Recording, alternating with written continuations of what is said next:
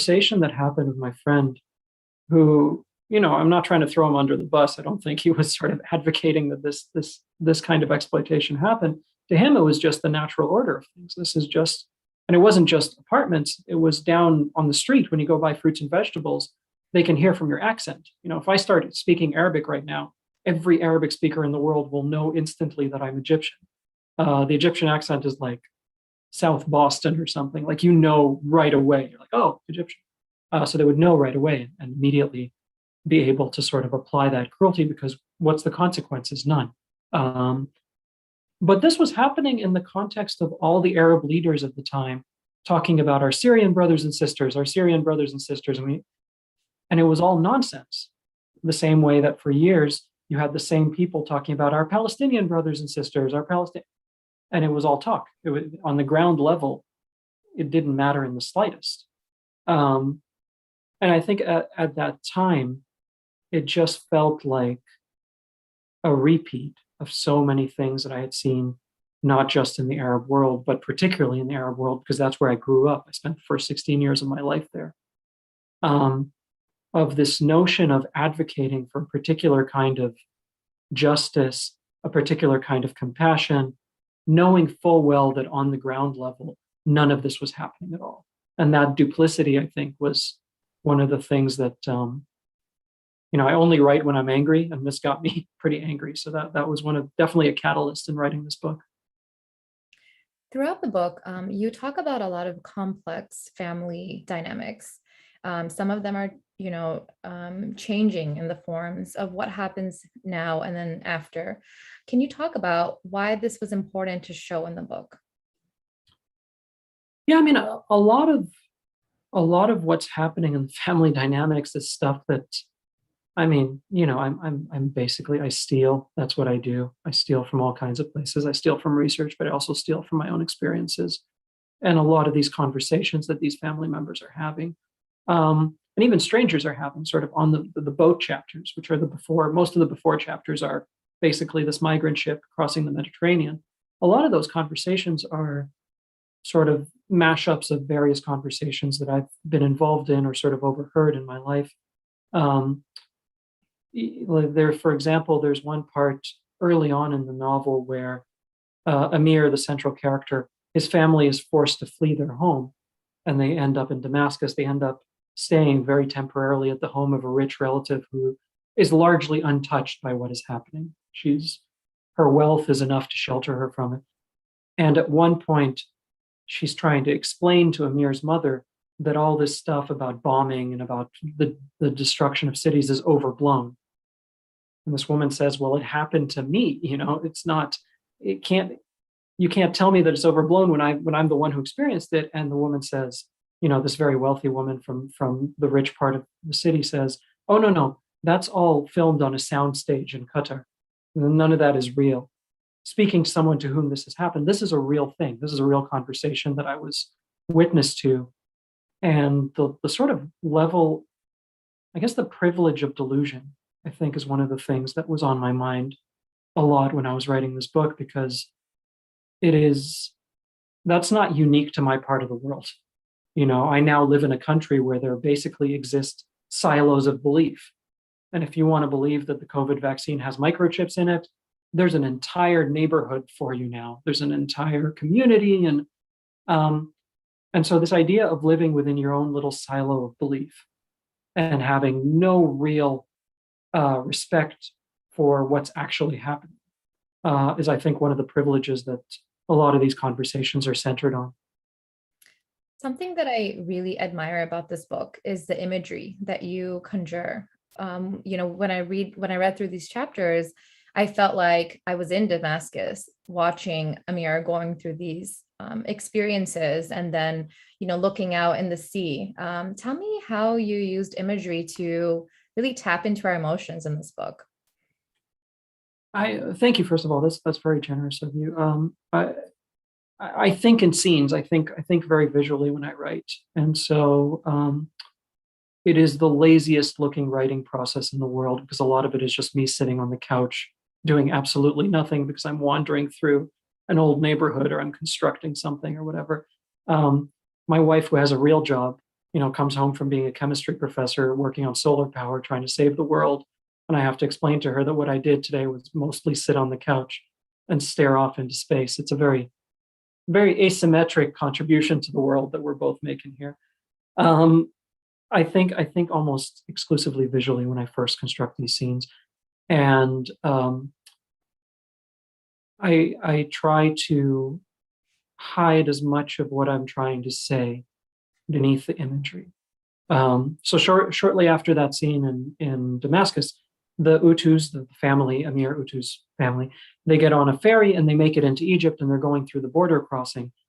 And the Egyptian border guard looks through their passports with the forged visas, and he doesn't care about the forged visas. He's looking for a bribe. He's looking for like a few bucks stashed in there. And when he doesn't see it, he gets angry, and his first response is to accuse them of being Israeli spies, which he does by the way of saying you're all Jews or something like that, because there's a particular anti-Semitic streak in which that's pretty well interchangeable in the minds of someone who would be guarding a border crossing in Egypt. We had something like that happen to us. I remember driving through the desert with my cousins. I was visiting Egypt, and they're like, "We got to show you this beach. You're going to love this beach." It's the middle of the night. I don't know why we're going to the beach in the middle of the night, but this is the sort of stuff that happens in Egypt all the time. People get an idea at 2 a.m. and we're off. So we're driving. We're nowhere near a border. We come to a border crossing. They've just set it up in the middle of the highway for fun, I suppose. And we get there, and then tell us, "Where are you from?" Like, we're from here. It's like, no, you're from Israel.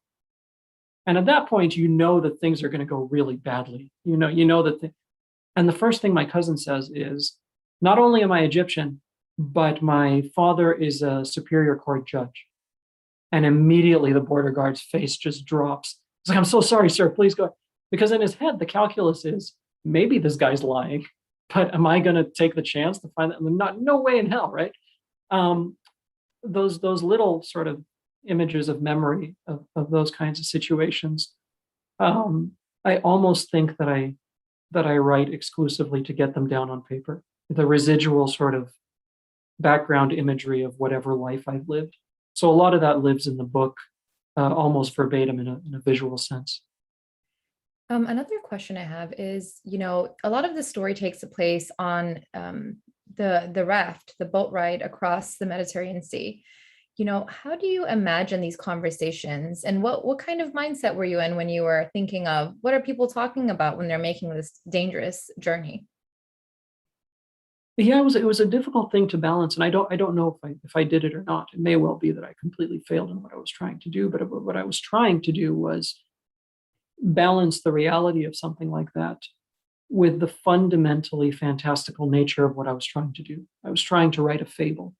And so I've had this problem with both my novels, which is to say, with American War, I wasn't trying to write a literal prophecy of a second American Civil War. That wasn't on my mind at all.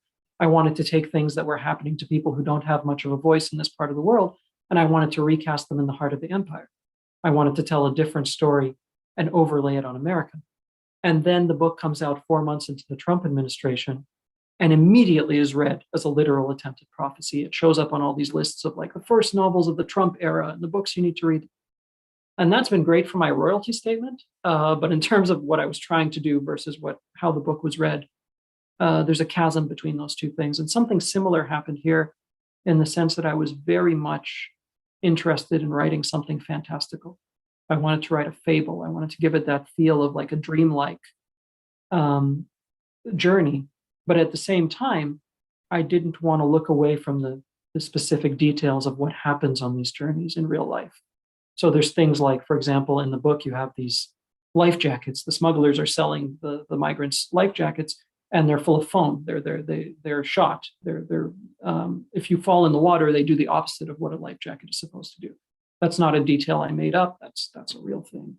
And so it was a balance of trying to get the kind of fabulistic feel of it with real conversations that I've seen people have about the nature of what it means to come to the West.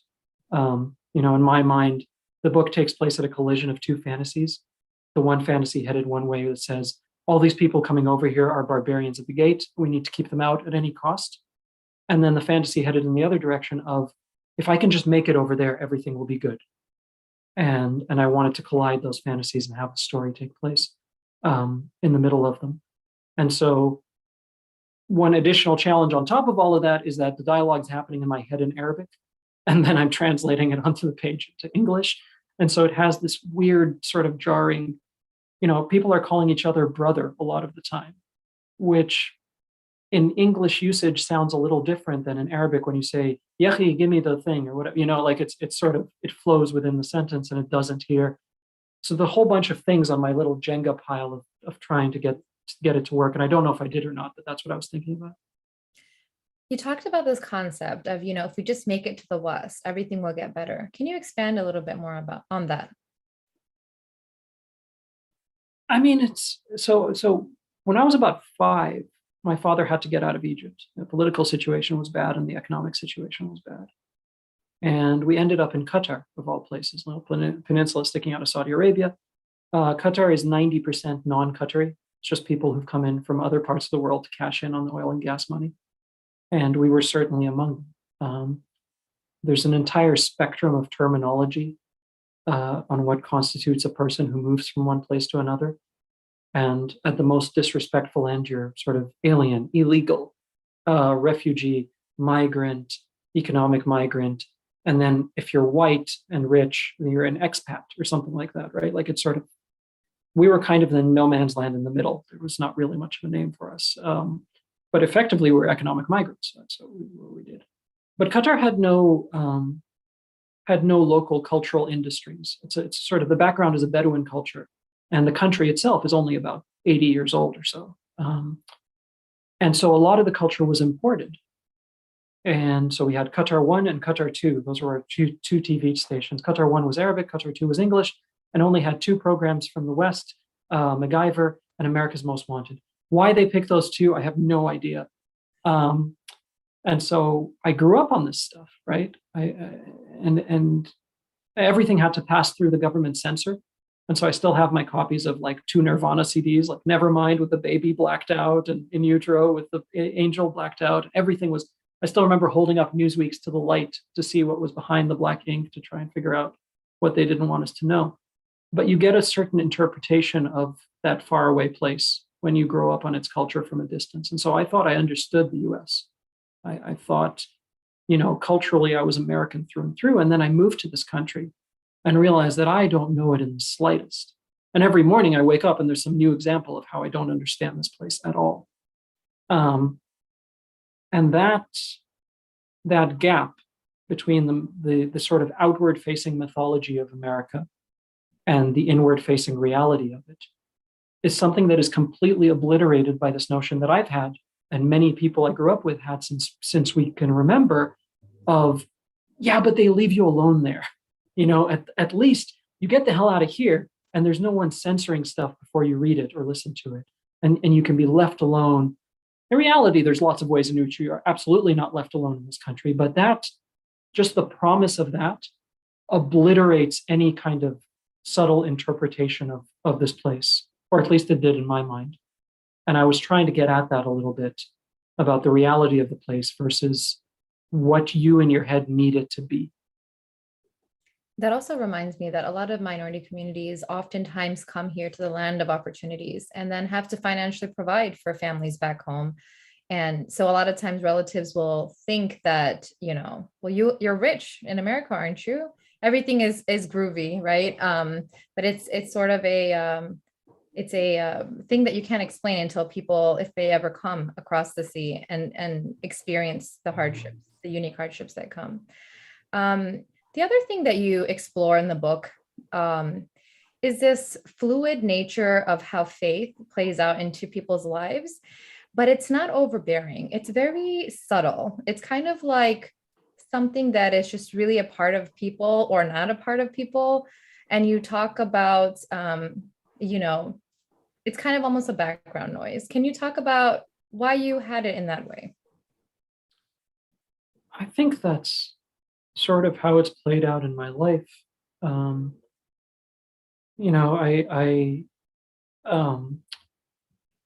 A few years, well, not a few years, more than a decade after I came to Canada, I was working as a journalist, and I was I flew out to Afghanistan to cover the invasion, and on my way back, I stopped in Dubai. You fly in and out of Dubai. If you ever get a chance to go, they Dubai, like Terminal One, Terminal Two, like super swanky, Gucci, everything, whatever. And then Terminal Three is where they put all the flights to places that they don't want you to go to. And Terminal Three hasn't seen any development in like 30 years. It's a weird place. Dubai is a weird place generally. But anyway, I came back and it was during Ramadan. And it was the first time in more than a decade that I had been in a Muslim country during Ramadan. And I hadn't realized, like, Ramadan's been a part of my life for as far back as I can remember. And I hadn't realized how excruciatingly lonely it was to do this in the West. You know, suddenly I'm in a place where, like, the Baskin Robbins isn't opening until sundown and then it's running till like 5 in the morning. And it's totally normal because everybody around you is there. And it occurred to me that I spend a lot more time thinking about my religion living here than I did back home, where there's a mosque on every street corner. I'm not a particularly religious person, you know. I think maybe by Western standards I might be, by sort of back home standards, absolutely not. But just the act of not thinking about it, of just having it be part of the fabric, was such a. I felt like 30 pounds lighter, you know, just walking around in that context.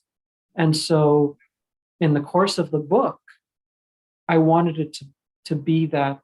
You know, I think Muslim writers that I know, we constantly have this conversation about the spectrum of handholding.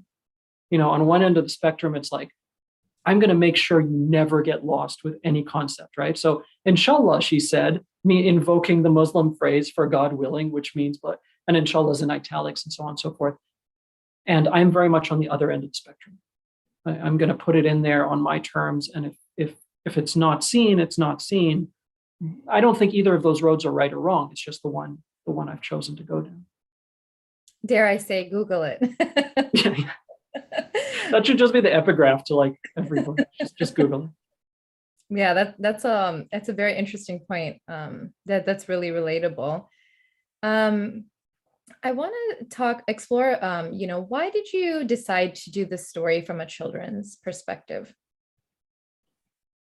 I think I sort of gravitate to childhood. That doesn't mean I do it well. I think a lot of my readers will tell you that I do it quite badly, but I it's just magnetic for me. I write about the things that make me angry, and those things are very rarely individual. They're systemic issues that make me angry. I'm much more interested in and outraged by systems that are fundamentally unjust.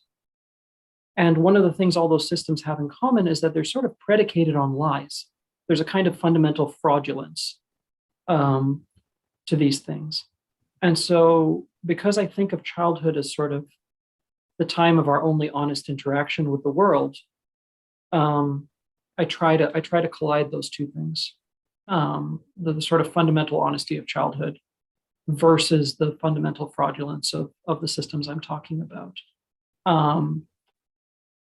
It's a lot of what's in the book is little snippets of things that are from my childhood. So a lot of the conversation between Amir and Vanna, who don't speak each other's language, is based on stuff that I experienced growing up in Qatar, where you might be on the beach on a weekend or something, and there's another kid and you want to make friends, and you fundamentally assume that they don't speak your language. And so you're doing hand gestures and I'm 8 or what, like that sort of thing.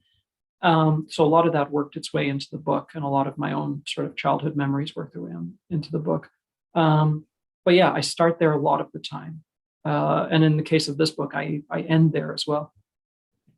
In terms of, writing books, what led you to write a book about war and conflict? So before I wrote American War, which was my first published novel, I wrote three novels.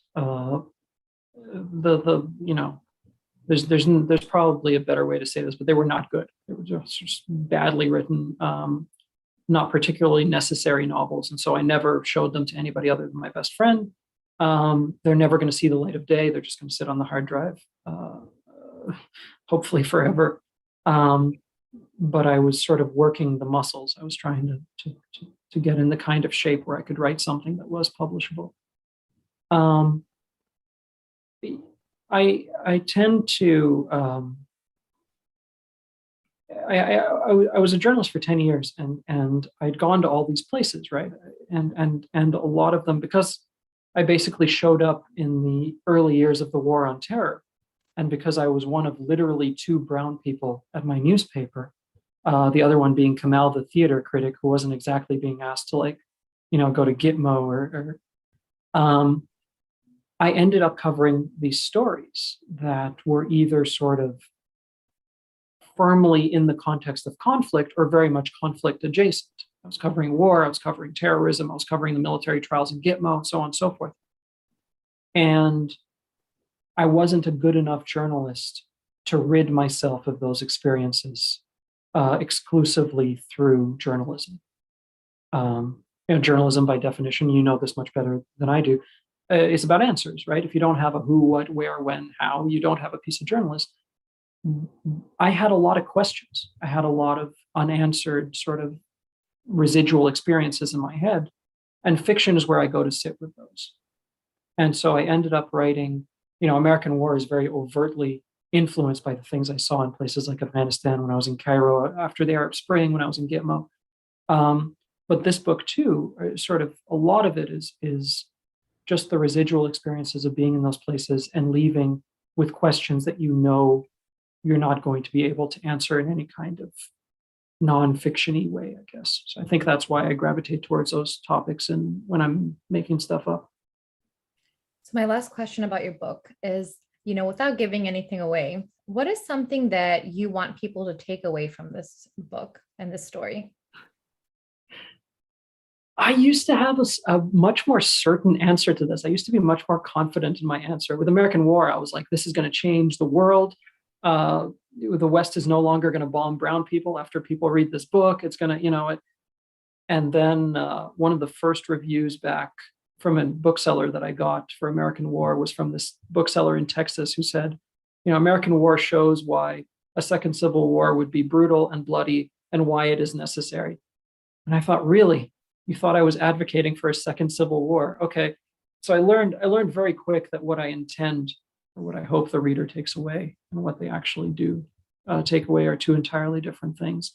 I think with everything I write, I want to slightly expand what the reader is willing to think of as fundamentally human and deserving of the basic prerequisites of humanity: love, safety, respect. Um, I think of the act of writing a novel. I think of every novel as a eulogy for the person you were when you wrote it.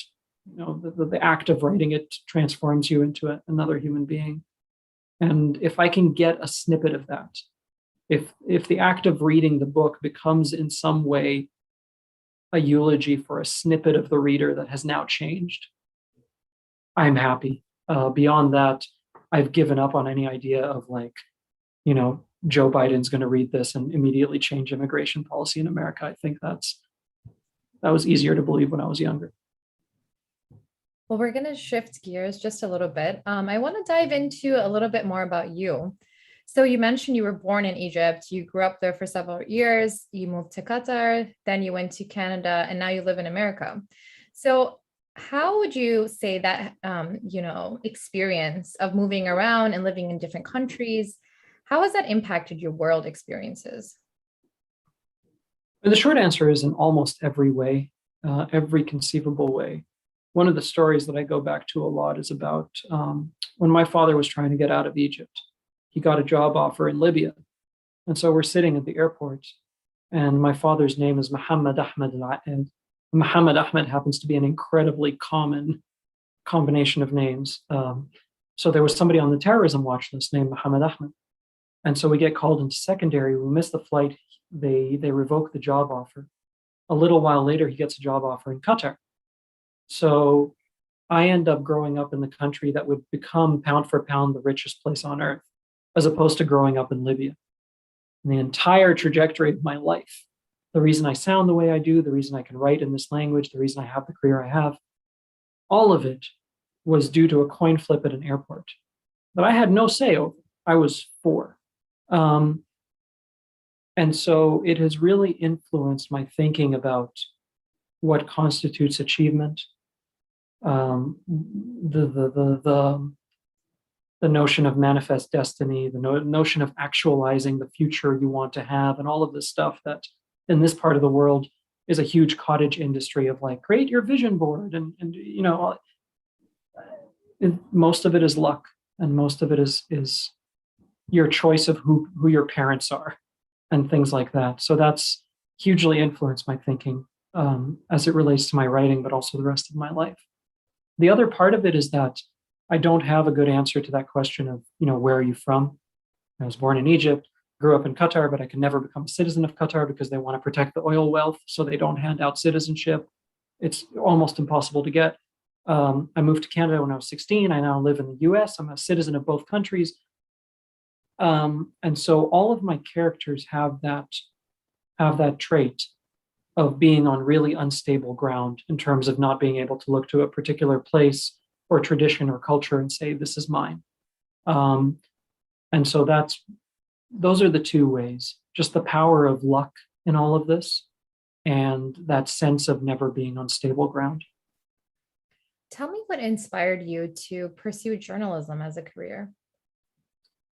So fiction's always been my first home. I got a story in the school newsletter when I was like 6 years old, and that was it. I was hooked for life. But I come from a particular sort of social strata and cultural strata where you don't become like a writer or a painter. You become a lawyer or an engineer, or that sort of thing. And that very much fed into years later when I'm in Canada. I'm looking for a major, and I settle on computer science. Partially because it seemed to have a creative aspect to it, but still fulfill that whole, like, you're going to become white collar, middle management kind of thing. Also because I'd seen the movie Hackers, and I thought that's what it was like. I can tell you all right now, if you're looking for something to do with your life, computer science is nothing like Hackers. So I show up, and within a few weeks, I realized that this is not what I want to do with my life. And so I just stopped going to class. And one day I see an ad for in the student newspaper. They were looking for a news editor, and I show up, and they give me the job. And suddenly somebody was paying me, not very much, but was paying me to write this thing that I've always loved doing. I did it enough to the point where I was the editor of the student newspaper by the time I graduated. I had a little portfolio, and it was the closest thing I had to an avenue of employability, because I couldn't program my way out of a paper bag. I hadn't gone to class at all. I don't deserve that computer science degree. I don't know why they gave it to me. But I could write, and I had a portfolio. And so I landed a job at the Globe and Mail, which is the national newspaper up in Canada. And for one reason or another, they kept me on after the internship. And I was there for 10 years. I got the education. I never got it at university because I got to see the world, and I got my writing fixed up by brilliant editors. I got to do what I love, or something adjacent to what I love. And towards the end, when I was good at, like, when I was invested, I was a really good journalist. When I wasn't invested, I was a horrible journalist. And towards the end, I wasn't invested anymore. They had me doing business reporting, and I didn't care about Apple earnings. So I ended up, when I sold American War, I thought, this is it. Like, if you don't jump off the cliff and hope that there's water now, like, you'll never do it. And so I did that, and I got very, very lucky. It's really relatable. The thing about having a real job and then ending up in writing and hoping that someone will take you seriously. I wonder what it's like, being on the other side of things. You were an observer in these wars and conflicts as a Muslim reporter, where a lot of these wars and conflicts right now, there's a lot of hypersensitivity to this war on terror, and 9/11 was pointing fingers at Muslims. So what was it like being on the other side as a reporter? I get to relate one of my favorite stories about the war on terror. So they hired me on full time in the summer of 2006. I got hired on a Monday as a city reporter in Toronto. And on the Friday, we have the biggest terrorism arrests in Canadian history. And the Globe got beaten so badly on that story that it was these 18 kids, and some of them were kids, some of them were 17 years old, had all these grand plans of like blowing up Parliament Hill and beheading the prime minister, and none of it happened. They were being watched the whole time. So the RCMP, which is our FBI, swoops in on the Friday, arrests all of them. It's the biggest story in the world for about 2 weeks. It's the biggest story in Canada for about 2 years. And we got beaten so badly on that story. You know, the Toronto Star, front page coverage, National Post, front page coverage. We had a brief on A2. We got beaten so badly, there's actually a story in the New York Times, you can look it up, about how badly the Globe and Mail was beaten, which is rare. Journalists don't usually do that to one another. Anyway, the following Monday, the editor-in-chief, who's obviously pissed off, has an all-hands-on-deck meeting. He's looking at the 300 employees in the building. And he's looking for anybody with experience in the Middle East, because that's where these kids' parents came from. With Islam, he's looking for brown people. A newsroom of 300, he finds the two of us, me and Kamal, who I told you about, theater critic, right? And he calls us over and he says, you're going to go to the mosques where these kids went. You're going to talk to people. You're going to do street reporting. Okay. So I go to one of the mosques. Kamal, the theater critic, goes to the other mosque. We come back. I'm writing my file. He gives me his file, and it's 500 of the most beautiful words I've ever read on the acoustics and the color of the velvet drapes, because he's a theater critic who just happens to be brown. Like, it's just, the next 2 years of my life was on that story. And it was such a fascinating experience of existing in neither world. I was being reminded every day that I wasn't fully a part of any one community. I remember we were sitting there and in the newsroom, and they published a story in which the reporter, this had been going on for about a week. The court cases were happening, and the wives of these men were showing up, and they were dressed in niqabs. And the writer kept referring to them as burqas over and over and over again. And I knew it was wrong, and I was too terrified to say anything, because I was a 20-something-year-old who was 2 weeks into the job. And finally, our Middle Eastern correspondent emailed the department saying, hey, those are two different things. You have to, but that was happening constantly. I would write a story, and then our star columnist, this woman named Christy Blatchford, the same day that I broke a pretty big piece of news about this terror cell, she wrote this piece about how we're ignoring the elephant in the room, which is that the people who commit these acts of terrorism, I remember this quote distinctly, always have first names like Muhammad, or middle names like Muhammad, or last names like Muhammad. I remember reading it and just thinking, like, the guy who sits 2 desks down from you, the reason you know anything about this, has a middle name like Muhammad. And just feeling fully sort of, again, unanchored from the world. You're kind of doing your job and you're trying to find a place for yourself. But those were years of just being in the wilderness culturally. And I think they influence everything I've written ever since. Those were 2 pretty defining years for me. How would you say, 20 years now after 9/11, how have things changed for better or for worse in terms of how you can talk about these things, and how that has also showed up in your books as well? I mean, something like this is happening and it's not a huge deal, right? Like, I remember at the beginning of all of this, you could almost see a person with a checklist being like, okay, here are the following identity groups that we need to, and as soon as we get one, we're good. We move on, kind of thing. So on one hand, there's an element of just, it's just constantly, it's exhausting to have this kind of Atlas syndrome where you feel like you have to carry the entire experience of whatever identity group you belong to on your back.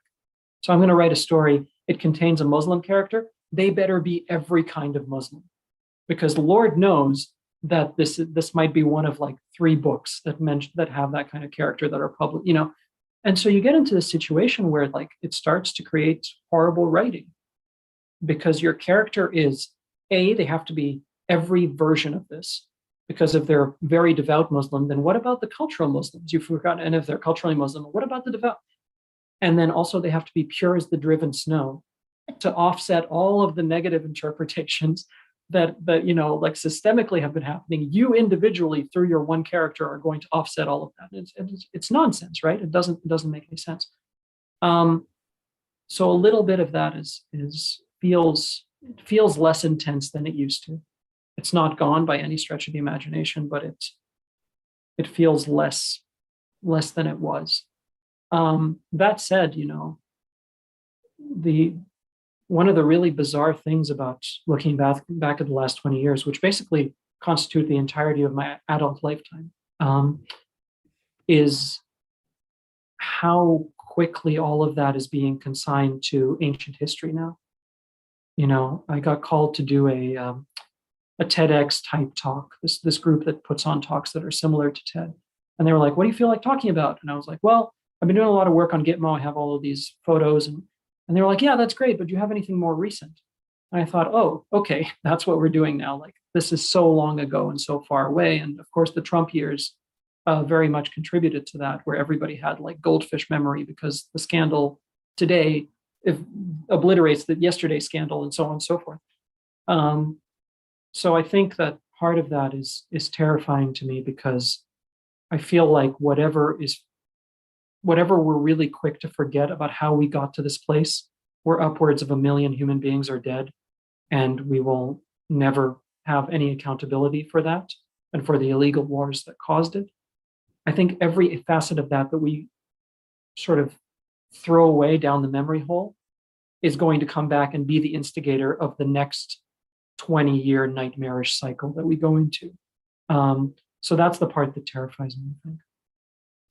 My last question I'll ask is, you were recently awarded the 2021 Scotiabank Giller Prize for your book, What Strange Paradise, which is a very prestigious award. It's for the best Canadian novel, graphic novel, or short story collection published in English. What does this award mean to you? I mean, it was life changing. It was life changing from when I got longlisted. And I didn't think I had a chance in hell. So if you ever look up the acceptance speech, it's just this rambling. Well, I mean, all my answers tonight were rambling, but even by my standards, it was rambling and all over the place because I had no idea what the hell I was doing. The jury is made up of writers whose work has meant a lot to me over the years. So that was a huge component of it. The other shortlisted and longlisted authors are people whose work I've loved for years. That was a huge part of it. Scotiabank has a lot of money and they give a ton of money to the prize. So that was a lot of it. They've bought me quite a bit of time of being able to write. But mostly I think it's sort of the default conversation that's going on in my mind at almost all times is one of insecurity. When I was writing the first book, that voice was saying, "What the hell are you doing? You don't have a book in you. You're wasting your time." When American War came out and wasn't a complete failure, it was like, "Okay, you're a one-hit wonder. You'll never do it." And to be able to sort of just say, quiet down to that voice, has been a huge boon. But yeah, I didn't think I had a chance in hell. They After you give your speech, they whisk you off through the kitchen of this hotel, this very swanky hotel, into the service elevator to take you up to the 17th floor where the media are waiting. And so I give my speech, they whisk me off, we get into the elevator, and the elevator breaks down. And so I spent the first 20 minutes of my life as a Giller Prize winner waiting for the fire department to show up, which is a very inglorious sort of, beginning to this. Finally, we clawed this thing open and I went outside. But yeah, it was surreal and it's still surreal. I saw that you dedicated your speech to your father, and I thought that was a very touching moment as well. Yeah, I miss him quite a bit. He was the first person to tell me stories about writers, and it made writing feel like a thing I wanted to be a part of. And I wish he was around to see this, but yeah, that meant a lot. Thank you so much. We're going to move into questions from the audience now. We have a question from Ken Winter, who says, "Congratulations on a well-written novel. Who was your intended audience and thesis when you see to write out your book?" Thank you very much, Ken. That's very generous. I have this sort of I never have an individual. The closest individual I have is my friend Anna. This poor woman has agreed to read the first drafts of every novel I've written, including the three unpublishable ones. She's very kind and really shouldn't be doing this, but so sometimes she shows up as like, oh, Anna might like this, but mostly it's a rotating cast of um, people whose opinion means the world to me, people whose writing I admire, fictional people I've never met who I invent as possibly existing in the world. Um, and one of the things I realized in the writing process is that I'm basically subjugating these people to whatever I want to write anyway. So it's not a matter of picking a sort of vector, picking a direction. This person, it's picking a person to fit whatever I was going to write in the first place. And so I'm constantly thinking, oh, this is a beautiful sentence. I bet if Garth Greenwell reads this, he'll really love it. And then move on, and something else entirely is happening a page later. And I think, oh, if this person reads this, so it's fully fraudulent way of thinking about it.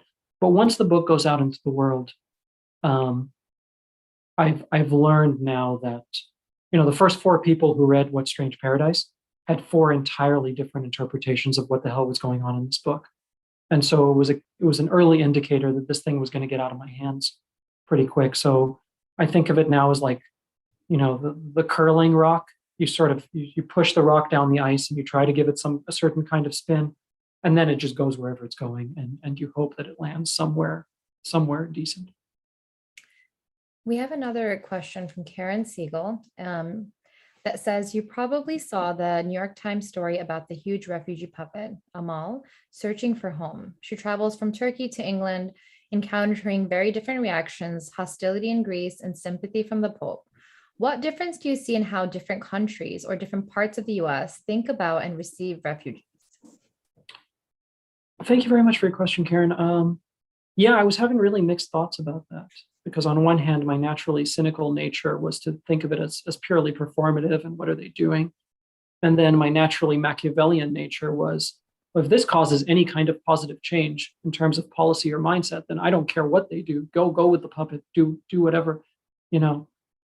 So those two things were kind of clashing.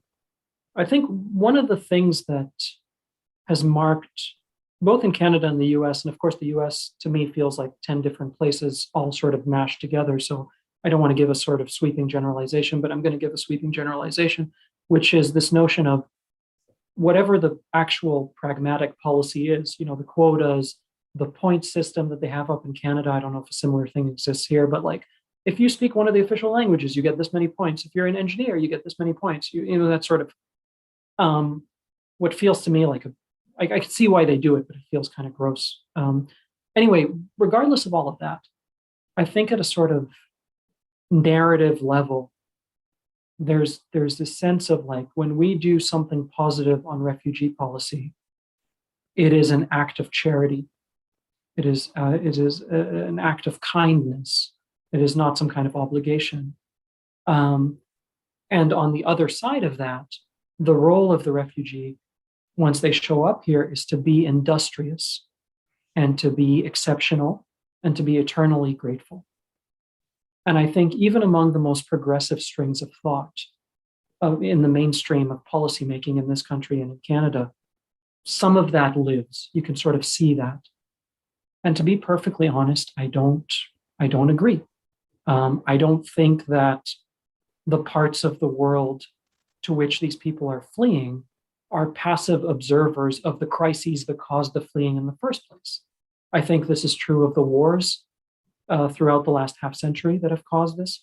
And I think it's going to be particularly true of climate change migration, that's going to cause what I think is going to be the mass refugee exodus of the next few decades.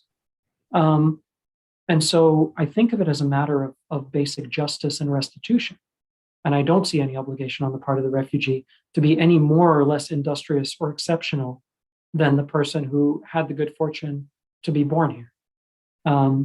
That's not something that a lot of people would agree with, but that's generally where I stand on the idea of what a refugee policy should do and should be. We have one more question for now. The last question is, In your acknowledgements, you mentioned other National Writers Series favorites like Emily St. John Mandel and Peter Heller. Could you speak about your relationships with them? Yeah, so when I wrote American War, I had no publisher, no book deal, no expectation it would ever see the light of day. And once it did, this is all very inside baseball publishing industry stuff, so I apologize in advance. But like one of the weirdest things about publishing a book is the blurb industrial complex, which is like writers blurbing each other. And half the time you think like, did you read this book? Did like what, and then it's like, X blurbs Y and then Y blurbs X a few years later, which has definitely happened to me in one case or another. I don't want to act like, I'm a huge hypocrite in this regard. I definitely have been involved in some of the, anyway, there is no good reason that either of these writers should have any idea who the hell I am. And a random editor at Knopf emailed them and said, hey, we have this debut writer. Can you read the book and say something nice about it? And Peter Heller said a nice thing about it. And Emily St. John Mandel not only said a nice thing about it, she wrote about it in the Millions, where she's a contributor. And she agreed to do an event with me. And Emily in particular, I'd read her work and I was a huge fan. And so it was one of the most nervous I was on that book tour, I think, was doing that event with her. But with a lot of these things, like writers who have achieved a certain level of success really don't have to do this at all. And a lot of them don't want to do it because you get 800 requests. There used to be a time if you went to Margaret Atwood's website, one of the main, like in big bold font, it just said like, I'm sorry, I can't look at your manuscript, because she was getting like this deluge of people saying like, please take a look at it. And they, when they get that, I can fully understand why they wouldn't do it. They did it for me. And so I was very, very grateful. This continues to this day. Like out of nowhere, a writer who you admire will agree to do an event with you, or do a panel or something. And it really is one of my favorite non-writing parts of writing. So you get to meet these people, and for every, I don't know what the ratio is. There's a lot of jerks, but there's also a lot of like really decent human beings, and those were two of them. I want to leave off on the note of a question I ask a lot in interviews. Is there anything that I didn't ask you that you really want people to know about you? Um, it's weird because like one of the first things that happened when I was an intern at the Globe and Mail, somebody, I forget who, one of the senior writers, sat me down and was like, this is the question you ask at the end of every interview. You always, actually, it was before the Globe. It was when I was an intern at the Edmonton Journal. And they told me there's two reasons you ask this. One, you might find out something interesting, and two, if they sue you later on, you can always say, if they claim that you tried to direct the interview in a particular direction to make them look bad, you can always point to that last question and say, no, I gave you the opportunity to speak about whatever you want. I promise not to sue. This has been a fantastic experience. Thank you so much for taking the time to do it. No, you want to do book recommendations? That would be a cool note to end on. I don't know what you've been reading these days, but I'm happy to start with a couple of book recommendations if you want to jump as well. Can we do that? Sure. I think that people would love to hear what you're reading as an award-winning author. You're kind. Okay, a couple of good ones from my part of the world. We've talked a lot about my part of the world today, which was really, really fun, and I rarely get to do that. So Midnight in Cairo, which is a nonfiction book about the nightclub scene in Egypt in the 20s. Just a really cool, well-researched account of like this very, like just cool sounding time and place. And you have all these like German saboteurs coming in, and the guy who directed Casablanca shows up in Egypt and is like, for my next project, I want to do a biopic about the Prophet Muhammad. Everybody, no, don't do that. That's a really bad idea. And so he's like, fine, I'll do this other movie. And he ends up doing Casablanca. So that's a very cool piece of nonfiction. And then there's an Egyptian writer named Basma Abdelaziz who wrote a book called The Queue a few years ago, which is this Kafkaesque, like horrible ministry in a fake place that is very obviously Egypt, and there's a big queue, there's a big lineup of people trying to get paperwork, and it's just about the absurdity of the fascist state. She wrote a new one called Here is a Body, which is very much based on the Rabaa massacre, where the Egyptian forces went in and slaughtered upwards of 1,000 people. Brilliant book, incredibly brave. State security is now after her. I don't know if she'll be able to live in Egypt much longer, but also worth your time. So those are the two that I would recommend. And I will tell everyone what I've been reading, which is What Strange Paradise. So I encourage you to grab a copy. And also it's on audio, is it called Audible or audiobooks, whatever you prefer. So you can also listen to it if you're during your commute, if you'd like. But I want to thank Omar so much again for a great interview and getting a chance to learn more about you and your book. Thank you so much, Nagis. I really, really appreciate it. And thank you to everyone who's joined us tonight. We really appreciate it. Have a good night. Thank you so much for joining us this evening. We hope you'll all continue the conversation by purchasing a copy of What Strange Paradise from your favorite independent bookstore. Thank you again to our major supporters and donors: Cordia, West Shore Bank, the Northwest Michigan Arts and Culture Network, our literary sponsor, Oriana Community Co-op, Interlochen Public Radio, the Traverse City Record Eagle, and our presenting partner, the International Affairs Forum. This event is also made possible in part by the Michigan Council for Arts and Cultural Affairs and the National Endowment for the Arts. And thanks to you, our viewers. Your support makes all the difference, and the proceeds from our events go toward our Raising Writers programs to help share the love of reading and writing. Thank you, and good night.